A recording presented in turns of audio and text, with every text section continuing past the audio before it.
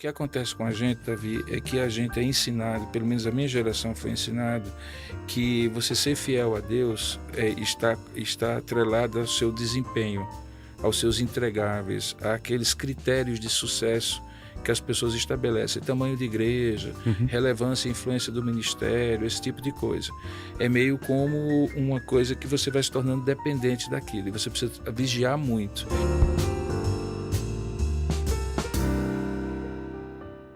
Estamos juntos em mais um de Paletó e Bermuda, falando das alegrias, dos privilégios, mas também dos desafios, dos dissabores do cotidiano, do dia a dia do ministério. Alegria ter comigo aqui de novo, Davi Luna, meu companheiro de caminhada.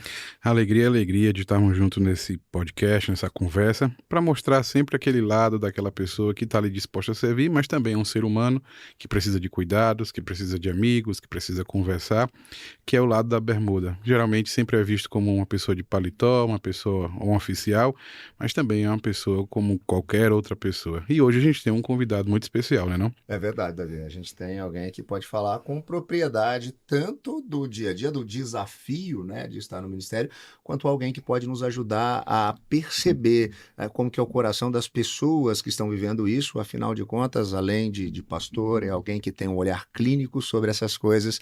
A gente tem a alegria e o privilégio de ter com a gente hoje Dr. Robson Grangeiro. Seja bem-vindo de Paletó e Bermuda.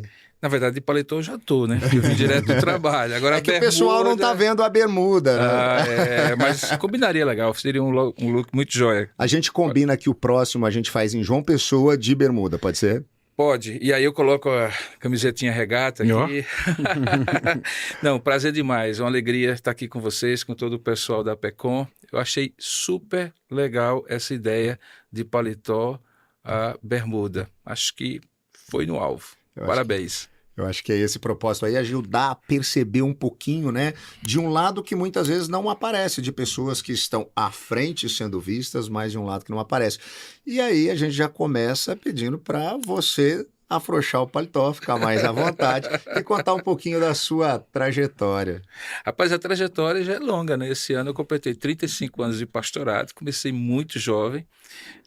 De alguma maneira a gente entende que Deus é que faz isso, mas pensando assim racionalmente, uma maluquice completa. Eu tinha 15 anos de idade quando Deus me chamou, tinha feito vestibular para psicologia, saí de Campina Grande, interior da Paraíba, onde eu nasci, para João Pessoa. E aproveitando o embalo, como a gente dizia na época, eu fiz o curso de psicologia lá e Instituto Bíblico ao mesmo tempo. Na ocasião, eu não tinha ideia de que me tornaria pastor presbiteriano, então eu queria uma formação teológica para ser relevante no meu trabalho e tudo mais. Daí, Deus me levou para outro lugar, o Seminário Presbiteriano do Norte, que é a minha casa, e acabei me formando em 87. De lá para cá, 35 anos de muitas histórias, implantação de igreja, formação de liderança, coisas que eu gosto de fazer ainda hoje. E nesse meio termo... Isso é uma síntese bem sintética, viu? A grande questão é que uma coisa que a gente sempre tem conversado aqui é da diversidade e da pluralidade do ministério pastoral. Porque não é só aquele senhor, aquela pessoa de paletó que sobe no púlpito e começa a pregar. Mas existe outras áreas do ministério pastoral.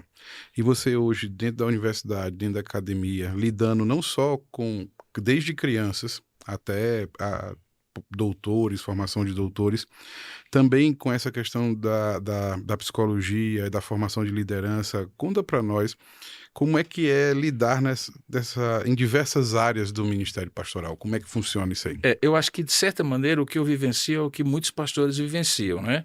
Que é quase como que aquela síndrome do elástico, em que a gente é esticado de um lado para outro, não apenas para dar conta de tudo o que a gente tem que fazer, mas também para que emocionalmente a gente tenha energia para estar chorando com alguém no sepultamento às 10 horas da manhã e sorrindo com alguém na festa dos 15 anos à noite. Mas no meu caso, eu estava falando isso essa semana com a minha esposa, dizendo assim, o meu sonho de consumo nesse momento da minha vida era tentar fazer uma coisa só. Qualquer coisa, eu tenho uma certa inveja santa de algum colega que faz uma coisa só. De repente o cara descobriu que a história dele é com a academia, e ele escreve livros, ele dá aulas e, enfim, é isso que ele gosta de fazer e faz. Eu nunca consegui fazer isso. Eu acho que tem uma herança da minha geração, Rodrigo, que era uma geração mais generalista, mais enciclopédica. A gente achava que talvez conhecer um pouquinho de cada coisa era melhor do que conhecer muito de uma coisa só. Hoje eu já percebo diferente, as pessoas já chegam numa formação que querem ser algo, já definiram e, de repente, como ministros, seguem uma trilha que é mais verticalizada do que horizontalizada. No meu caso, no atual momento, tem um pouco de vida conciliar como presidente de sínodo, um pouco de formação de pessoas na área de educação, como chanceler do Mackenzie, e aí vem, como você falou, o largo espectro, que vai desde a educação infantil até doutores, e tem o pastorado da igreja, que é a minha grande paixão. Se você perguntar assim para mim, olha, o que é que você optaria se você tivesse esse desejo cumprido de fazer uma coisa só? Não tenha dúvida nenhuma que é o pastorado, é o que me identifica, é o que eu sou durante 35 anos de ordenação, mas bem mais tempo de que eu sempre me entendi como pastor. Agora, do ponto de vista do dispêndio de energia que você tem que ter para isso, é algo extenuante, é algo que você não consegue medir, só quem está envolvido nisso aí. No caso da clínica, eu deixei quando assumi a chancelaria em 2019, mas também foram 19 anos. E eu fazia isso nos meus dias de folga, imagina só, uma coisa que eu não recomendo para ninguém. Na segunda-feira, dia de folga, todo mundo aproveitando um pouco o descanso, ficar em casa, eu começava de 8 horas da manhã até 10 horas da noite. E chegava em casa extenuado, eu queria um banho quente, um prato de comida, minha esposa não conversava muito comigo, porque no outro dia eu ressuscitaria, porque basicamente era isso, porque também terapia, aconselhamento, como a gente sabe, também tira muito da gente. Mas hoje meu sonho de consumo é fazer uma coisa só. Mas, me perdoe, mas você acha que é possível um pastor fazer uma coisa só? Não, porque eu acho que a gente não escolhe, as coisas são escolhidas para a gente, seja por Deus ou seja pelas oportunidades que colegas, por exemplo, eu hoje estava almoçando, nós estávamos almoçando com o pessoal da capelania e a gente tinha agendado esse podcast, eu não poderia faltar com vocês e dizer assim, olha, não dá, porque hoje eu estou só à disposição da capelania do Mackenzie. Então vocês me escolheram, eu escolhi vocês, a gente está aqui. Então não tem como, de fato não tem como. Você pode assim meio que equilibrar, dosar, não ficar à frente de tudo, dar um apoio numa área que não é a sua área de responsabilidade. Eu acabo ajudando um pouco aqui no Conselho da APECOM, mas como vice-presidente é aquela ideia, eu estou aqui para dar suporte, para compor, tal, mas não é a minha grande responsabilidade. Então é mais ou menos assim, você vai um pouquinho aqui, um pouquinho acolá, ajuda ali, ajuda acolá, mas fazer uma coisa só, eu conheço poucos. Um pastor numa igreja local fazer uma coisa só? Não, também não pode, de fato não dá, tem que de vez em quando colocar vários paletós e vários chapéus.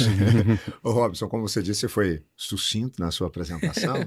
A gente conhece um pouquinho da sua trajetória, né? Sabe muito daquilo que você vivenciou, né? Como plantador de igreja, seja aqui, né, no Brasil, lá na Paraíba, mas fora do Brasil também. Várias outras coisas que você teve. Você falou um pouquinho desse aspecto, né, da psicologia, de clinicar, né? E é fascinante porque às vezes a gente se depara com alguém, né, em determinado momento da vida dela, né, vamos dizer assim, e hoje a gente olha, o presidente de sínodo, o chanceler do Mackenzie, né, pastor dessa igreja, e às vezes a gente não percebe que existe uma caminhada que traz as pessoas até alguns lugares onde elas hoje se encontram. E a gente sabe, às vezes, muito pouco disso, né? E aí eu queria, hoje, já que a gente está, como eu disse, à vontade aqui É um entre arquivo amigos, confidencial, é? nessa sua trajetória, você consegue destacar alguns momentos que você acha tenham sido os momentos mais desafiadores para você dentro dessa caminhada? Primeiro no aspecto ministerial, profissional, e também no aspecto pessoal? Vários. Eu acho que eu tive em várias encruzilhadas em que eu podia ter ido numa direção e minha vida seria completamente diferente. E eu fui noutra e daqui cheguei onde estou. Então, houve vários momentos. Saí da minha cidade para decidir fazer um curso na capital de psicologia, mas ao mesmo tempo fazer Instituto Bíblico. Terminar o Instituto Bíblico e ter a proposta de ir para fora e já fazer uma graduação emendada no mestrado e voltar para ensinar naquele Instituto Bíblico. E eu disse, não, quero ser pastor presbiteriano. Eu fui para o SPN, passei mais 4 anos, 7 anos ao todo de formação. Quando eu estou no último ano, tem aquela grande oportunidade de ir para a Inglaterra e passar quase 1 ano aos pés de John Stott, que era um sonho de consumo inimaginável. Mas eu não sabia falar inglês direito. Vou, não vou. Então eu vou no peito e na raça. Fui, aquilo determinou uma série de mudanças. Sou ordenado. Na hora em que sou ordenado, qual era a proposta? Ser pastor da primeira igreja E começa como auxiliar, depois você assume. Aí aparece uma plantação de igreja. Eu deixo aquela linha que seria mais confortável, segura, seria o pastor da primeira igreja do estado, e de repente vou plantar uma igreja. Aí planto uma igreja. É um desafio maravilhoso. Em 7 anos a igreja floresce. Estou indo bem, estou indo bem. Tem uma proposta de ir para os Estados Unidos. Vou ou não vou? Ficar lá era ótimo. Ir para os Estados Unidos era um desafio. E aí, nesse ponto, eu percebi qual era o meu padrão de decisão. Meu padrão de decisão até aquela altura, e tudo isso até os 24 anos, imagina só. Então eu era um moleque de 24 anos, com todo respeito a quem tem 24 anos hoje, mas você não sabe nada da vida. Hoje com 57 eu não sei, imagino com 24. E aí naquela ocasião eu fiz uma conta, e a conta era muito simples. Eu disse assim, bom, eu vou ter muito tempo ainda para errar. Se isso aqui for erro, eu tenho também muito tempo para consertar. E resolvi, juntei a esposa, 2 filhos, 5 malas e fomos para os Estados Unidos plantar uma igreja. Em determinado momento chegou a hora de decidir. E aí eu fiz uma outra decisão que foi muito de utilidade e de pragmatismo. Tá bom aqui, meus filhos estão gostando, eu posso ficar aqui o resto da vida, o plano não era voltar, mas quando eu pensei assim, onde é que eu posso ser mais útil? Aqui nos Estados Unidos ou lá no Brasil? Sem precisar fazer nenhum processo de aculturação. Não, é melhor voltar para o Brasil, vou ser mais útil lá. E aí vim para o Brasil. Então, a partir daí, eu descobri uma coisa, que eu não mandava, eu não estava no controle, eu era um soldado, o Senhor já tinha traçado um caminho, e eu deveria entender para onde Ele me levasse. E eu não deveria dizer não, mas eu deveria ponderar de que maneira que ele iria glorificar mais o nome de Deus e de que maneira que ele iria ser mais útil. E tem sido mais ou menos isso que eu tenho definido. Hoje eu estou num ponto que eu não sei para onde é que eu vou. Quer dizer, eu sei onde é que eu estou, e até aquilo que me permitir ser feito onde eu estou, nas várias funções, eu estarei fazendo. Mas qual vai ser o próximo passo? Bom, eu já não tenho 24, então não posso dizer que eu tenho muito tempo para errar e muito tempo para consertar, mas estou aí. Então, acho que para mim está sendo um processo ainda de crescimento. Eu sou apaixonado pela vida, Rodrigo. E deixa eu te perguntar uma coisa: como é que foi o papel de Séfora, sua esposa, para quem não conhece, dentro de tudo isso? Porque assim, né, vamos para cá, vamos para lá, volta para cá, volta para lá. Ela teve um papel que é o papel de santa. Aquela mulher é uma mulher santa, porque ela aguentou certas coisas assim. Tudo bem, eu combinava, orava, mas a gente sabe, como a gente que é pastor é acostumado a persuadir as pessoas no sermão, como é que a gente, infelizmente, acaba manipulando também a persuasão que a gente faz das pessoas que a gente mais ama, né? Então, quando você chegava para ela, ou quando eu chegava para ela e dizia assim, meu amor, eu estou sentindo no meu coração, Deus está me conduzindo, aí ficava difícil. Mas eu tenho hoje comigo que, em alguns momentos, eu poderia ter sido mais sensível ao timing dela, ao tempo dela. E não teria prejudicado, em tese, as decisões que eu teria tomado e teriam ido na mesma direção, mas ela não seria tão prejudicada. E aqui talvez haja uma coisa interessante para dizer para vocês e para quem está nos assistindo também. Vale a pena fazer algumas coisas sozinho, mas algumas outras você só consegue fazer se fizer com um conjunto de pessoas que realmente lhe amam e que são capazes de bancar aquele sonho, aquele desejo, aquele projeto de vida. Porque eu acabei descobrindo, né, que o que você pode fazer bem sozinho, você sempre fará melhor junto com outros. Uau. Pensou? Não, é verdade, e isso é desafiador, né? A gente pensar que tem esse processo de ter pessoas juntos caminhando, né? E essa ideia que às vezes a gente traz aqui no De Paletó e Bermuda, que é um lado que às vezes as pessoas não conhecem, porque vê o ministro, vê a pessoa que está à frente, às vezes em reuniões, às vezes no púlpito pregando, e às vezes não sabe como que é essa relação familiar dentro de casa com a esposa, com os filhos, que às vezes tem que, né, ir para cá e para lá e ter que lidar com algumas decisões, né? Ou aquilo que você disse, né? Ter que lidar com um dia de folga, que é o dia de clinicar, e estão apoiando o tempo inteiro, né? E eu não estou dizendo que isso é um modelo, eu não faria isso novamente. Hoje eu tiraria realmente aquele dia para ser um dia que estivesse mais com ela e com as crianças. Graças a Deus, Deus poupou meus filhos, são 3 crentes, caminham com o Senhor, mas eu sei que eu corri um risco muito grande e eu não recomendo isso a ninguém. Eu acho que tem uma escala de prioridades que a gente, como ministro, precisa estabelecer, que é primeiro Deus, obviamente, mas Deus não é sinônimo de igreja. como também não é sinônimo de família. E depois família e, por fim, o ministério da gente. Só que isso, às vezes, está tudo junto e misturado. Tu E não acha, na experiência da gente fica muito difícil discernir quando a gente é mais jovem. tu não acha que às vezes o pastor ele anseia por ter duas famílias e uma delas é a igreja e ele acaba prejudicando as duas coisas? Eu acho que o que acontece com a gente, Davi, é que a gente é ensinado, pelo menos a minha geração foi ensinado, que você ser fiel a Deus está atrelado ao seu desempenho, aos seus entregáveis, àqueles critérios de sucesso que as pessoas estabelecem, tamanho de igreja, Uhum. relevância e influência do ministério, esse tipo de coisa. É meio como uma coisa que você vai se tornando dependente daquilo, e você precisa vigiar muito.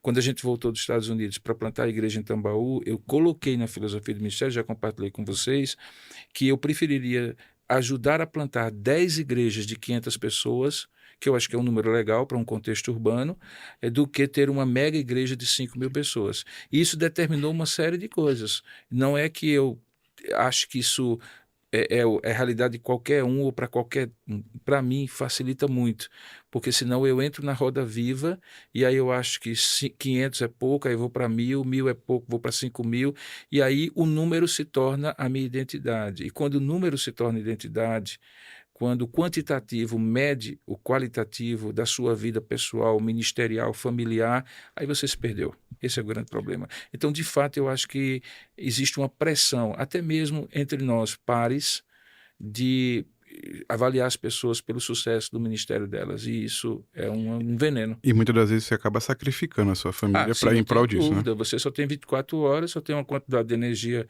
X por dia, você tem que comer, você tem que dormir, você tem que fazer uma... Ou você se prejudica, ou além de se prejudica as pessoas que mais lhe amam. Então é preciso dar um tempo, e não é à toa que muita gente hoje está sofrendo de síndrome de burnout, muita gente hoje está sofrendo de depressão, que eu chamo de depressão em pé. O que eu vejo de pastores em depressão em pé, o que eu chamo de depressão em pé, é o sujeito que só não cai, deita e morre porque não pode. Uhum. Porque ele acha que as coisas que tem que acontecer não acontecerão mais, mas ele está completamente exausto, exaurido ali, de pé na sua frente. E nesse sentido, Robson, acho que você trouxe aí, né, a conversa, né, para uma oportunidade muito boa. Pela liderança que você tem, né, exercido ao longo do seu ministério, a experiência clinicando, você acaba também lidando muito com isso, né, com pessoas que estão ali, né, pastores, jovens pastores, pessoas iniciando o ministério, e você percebe esses desafios, né, que estão diante de todos, mas também alguns ídolos do coração que acabam, né, sendo esse agente que talvez desvie o foco, né, ou que sejam essas armadilhas. Ah, Na sua experiência, né, lidando com isso, percebendo, ajudando, né, líderes e principalmente novos líderes, onde você percebe, né, tá essa maior dor em relação, né, ao que eles estão buscando e que acaba trazendo consequências Eu para a parto, vida toda, né? eu parto do princípio, Rodrigo, que nenhum ídolo me atrai se já não existir dentro de mim uma tendência a ser atraído por aquele ídolo. Então a gente sempre coloca assim, não, a gente de repente apareceu uma coisa, a gente se dedicou tanto para aquilo se tornou um ídolo no meu coração. Eu parto muito daquele princípio que quando você for tentado, não diga que foi Deus que lhe tentou, porque na verdade a cobiça do seu coração é que produziu todo o contexto para que aquele ídolo se instalasse. Então eu creio que existem alguns ídolos. Um deles tem a ver com poder e controle. Há pessoas que já são, do ponto de vista da personalidade deles, tendentes a controle e a poder. Aquele tipo de coisa, dizer quem manda sou eu, marcar o território, eles já são assim. E de repente, quando há uma possibilidade deles exercerem isso, por mínima que seja, eles eles se deleitam em fazer isso. Seja dirigindo uma comissão na igreja, um concílio, um órgão da igreja, ou uma liderança de um porte maior que seja, ele vai se deleitar naquilo, porque no coração dele aquilo já lhe dava uma satisfação muito grande antes dele ter a possibilidade de exercer aquilo. Um outro grupo de ídolos tem muito mais a ver com a necessidade de reconhecimento e a necessidade de, eu diria, vamos colocar assim, de reconhecimento, mas de ser louvado, de ser reconhecido mesmo como alguém. É uma coisa meio narcisista. Gosta de confete. Gosta de confete, exatamente. É o que eu chamo isso de pavonice ministerial. Não basta que eu seja bonito, eu preciso abrir minhas penas. E então, nesse caso, ele está até disposto a abrir mão do controle, contanto que ele seja o que está debaixo do holofote. E há um risco muito grande, porque eu me lembro que essa é justamente a síndrome de Satanás.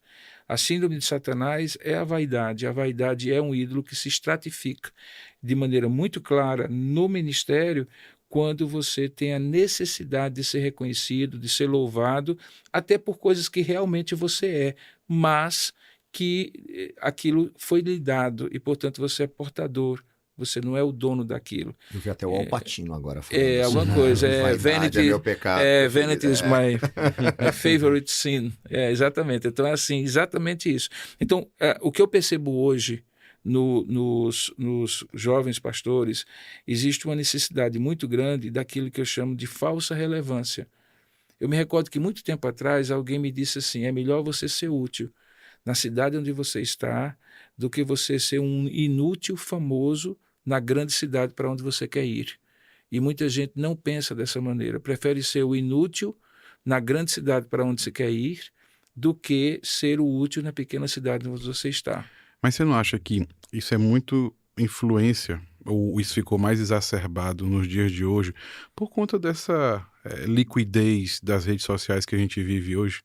Então, um cara sai do seminário, ele faz um Instagram e ele começa a inventar a roda, a reinventar a roda, começa a achar cabelo em ovo, e para que aquilo possa servir de holofote para ele.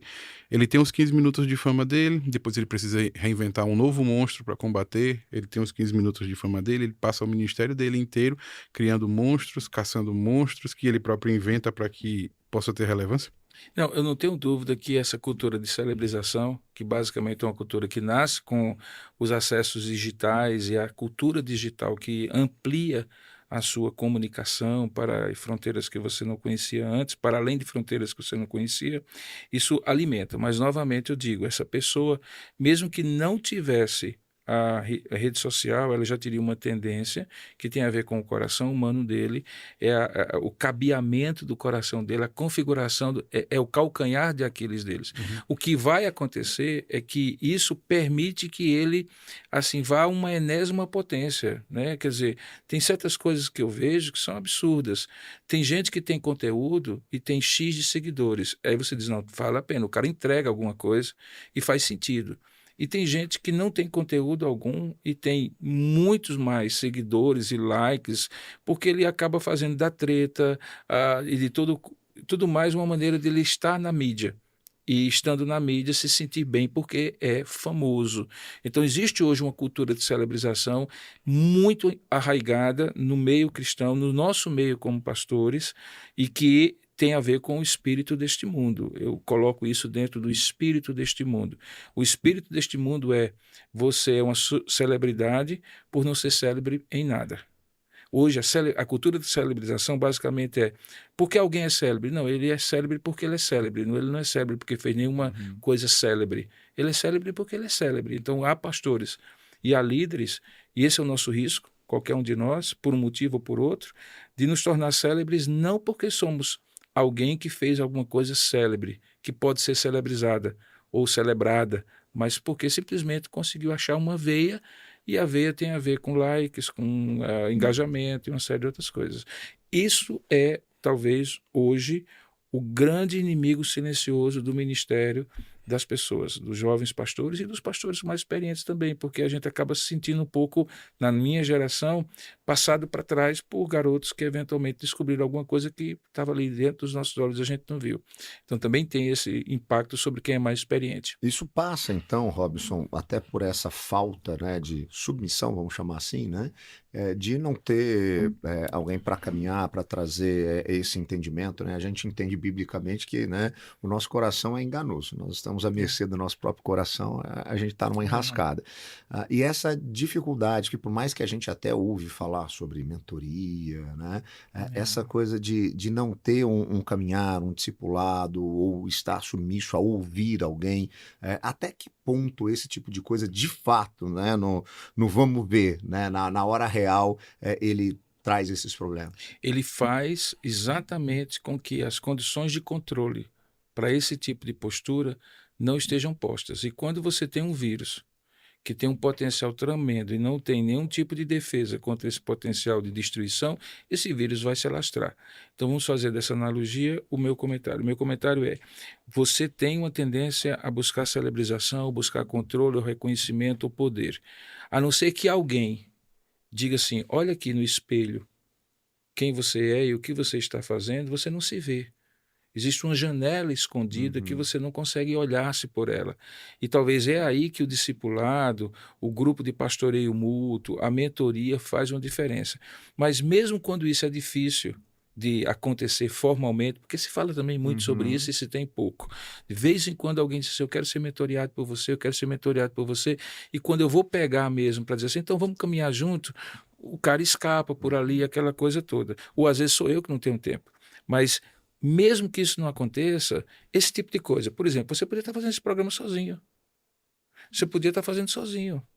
Mas eu tenho certeza que esse programa é muito mais rico quando vocês fazem juntos, pensam juntos, conversam juntos. Então, eu acho que a amizade, e esse é uma questão-chave, a amizade entre líderes é talvez um dos produtos mais difíceis de se encontrar hoje. Não é verdade?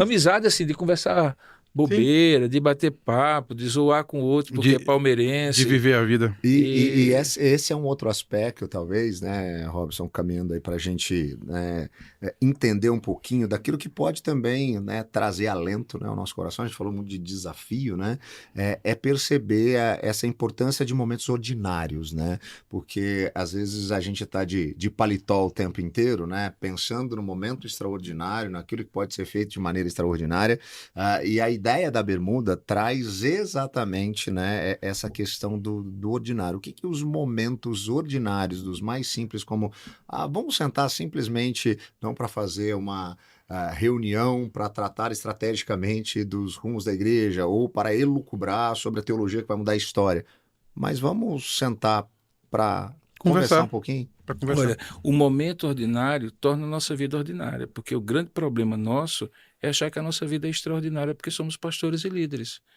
Então, o extraordinário na nossa vida não é o que nós somos.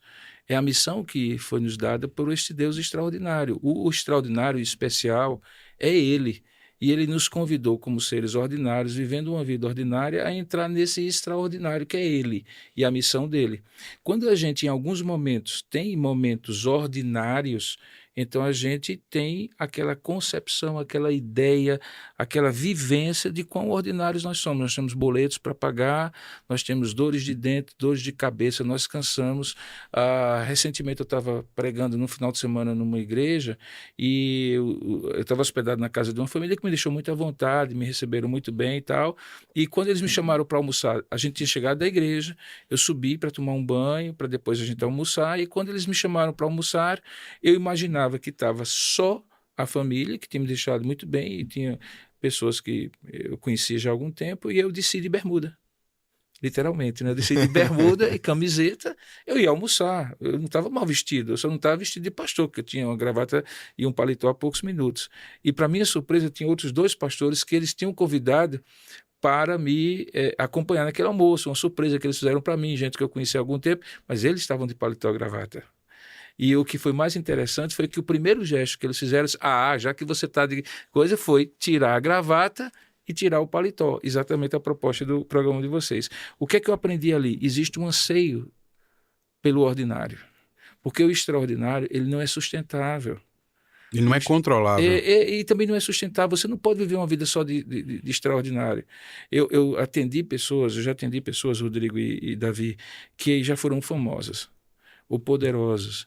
A pior ressaca, vamos usar o termo, que alguém tem não é a ressaca do álcool, não é a crise da abstinência de uma droga, é a crise da abstinência do sucesso, do poder. quando o café começa a ser servido frio, quando não tem um ajudante de ordens para abrir a porta, quando alguém deixa de lhe chamar de doutor, quando você passa como um despercebido. Qual a melhor maneira de você se preparar para isso? Tenha uma vida ordinária. Abra você mesmo a porta. Trate os outros mesmo pelo primeiro nome. Tome o café frio, se o café frio for o que for lhe servido. Não se acostuma a tomar só o café quente. Eu tive uma oportunidade, também recente, de uma experiência muito interessante. É que eu tive que me virar numa determinada situação que a instituição onde eu trabalho me dá o suporte para isso. E que era basicamente trocar um horário de um voo. E eu fui para a fila. A hora do voo chegou. Eu poderia ter telefonado para a secretária e dizer assim, por favor, troque o meu voo, porque tem voo disponível, tem assento disponível, eu gostaria de chegar mais cedo, de volta a São Paulo. Mas eu fui para a fila. E ao chegar na fila, eu perdi o horário do voo. E eu fiquei muito irritado. E aí eu disse, mas essa é a experiência do normal, do comum, do mortal, de você ficar numa fila e não conseguir resolver. Por que eu estou irritado? Já sei, eu estou acostumado com alguém resolver as coisas para mim. Uhum. Eu tenho que tirar isso de mim. Eu tenho uma coisa, Rodrigo, que é um segredo que eu vou contar aqui para o pessoal. No dia que assumi a chancelaria do Mackenzie, eu escrevi a minha carta de saída. E eu, de vez em quando, ando com ela no paletó. E todas as vezes que eu ando com ela e abro e olho, é uma carta simples, 3 parágrafos, agradecendo pela oportunidade, que é o que eu pretendo escrever e ler quando eu tiver que sair da função que eu tenho. E todas as vezes que eu acho que eu estou sendo muita coisa, eu leio aquela carta e é quase como aquela voz que dizia ao general romano, lembra-te que tu és mortal. Uhum. Porque de fato lembra que isso tudo vai passar. Vai passar, tudo isso vai passar. Então, o ordinário nos ajuda a ter os pés enterrados na realidade. O extraordinário não é sustentável. O extraordinário é inebriante. O extraordinário é alguma coisa que nos faz viciados nele. Ninguém queira ser extraordinário. Que a presença de Deus seja extraordinária e você seja o mais ordinário de todos. Essa é a mensagem. O mais extraordinário é a nossa conversa. É essa oportunidade que a gente tem aqui no de paletó e bermuda de conversar sobre coisas do cotidiano, do dia a dia. E você pode acompanhar esse programa e outros programas sempre lá na multiplataforma de comunicação da Igreja Presbiteriana do Brasil, a IPB Multi. É só você digitar aí, está aparecendo aí embaixo, multi.ipb.org.br e você vai poder ter acesso a esse programa, aos outros programas e a tantos outros materiais que nós temos produzido na PECOM, na Agência Presbiteriana de Evangelização e Comunicação. Aproveita que você está assistindo também e se inscreve aí no nosso canal do YouTube para que você possa receber todas as informações de tudo aquilo que a gente tem produzido com muito carinho para você que nos acompanha. Dr. Robson, é uma alegria, um privilégio tê-lo conosco e a sua fala final eu queria que fosse direcionada àqueles que estão nos acompanhando a partir da sua experiência, aqueles que estão iniciando o ministério, para aqueles que estão vivendo o ministério, para aqueles que talvez já estejam em uma fase mais aguda do ministério, pensando talvez naquele momento, né, de colocar a bermuda e ir para João Pessoa, esse dia vai chegar para mim, que você pudesse falar a cada uma dessas pessoas, o que você diria, né, com a experiência que você tem vivido como pastor, como psicólogo e, acima de tudo, como discípulo de Jesus que é maduro. Antes de tudo, quero dizer a você, Rodrigo, a você, Davi, a alegria do convite para a gente bater papo. Quando a conversa é boa, acaba que o tempo demora, passa rápido, muito rápido, não demora, a gente não consegue falar tudo. Mas uma das coisas que eu gostaria muito de falar para quem estiver participando conosco, assistindo, é que a vida é muito curta. Eu sei que eu estou falando uma obviedade, um clichê, mas a vida é muito curta para a gente achar que há milênios existindo na humanidade e com tantas coisas que foram feitas antes de nós, que nós estamos fazendo algo novo, algo que jamais será esquecido e jamais será substituído. Não pense que relevância é alguma coisa que marca as pessoas para sempre. Relevância é o que você consegue ser fiel a Deus e ao seu chamado no tempo presente, dentro da sua limitação. Eu costumo dizer, Rodrigo, só há 3 coisas que você pode fazer para aí sim ser fiel e relevante para Deus. É se capacitar sempre, é se posicionar sempre, é se dispor sempre. O restante, deixa na mão de Deus. Ele que sabe qual é o trajeto que tem para você e ele não será grande, porque você terá um grande ministério. Ele será grande se você for fiel e ordinário. Há uma bênção em ser ordinário. Não no sentido moral, mas no sentido de ter uma vida ordinária. Ser apenas um pastor, ser apenas alguém que diz, eis-me aqui, Senhor, sempre. E cuide da saúde, e cuide da família, e cuide de torcer por um time que seja melhor do que o Palmeiras, como, por exemplo, o meu Botafogo, porque, afinal de contas, em conversa de paletó e bermuda, tem que haver zoação de futebol. Com certeza. A você que nos ouve, a você que acompanha a gente, esse é o dia a dia do pastor. Aquele que cuida de você, aquele que ora por você.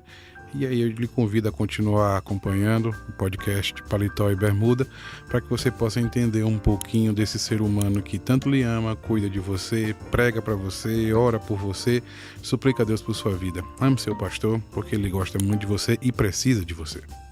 A gente vai ficando por aqui. Até mais.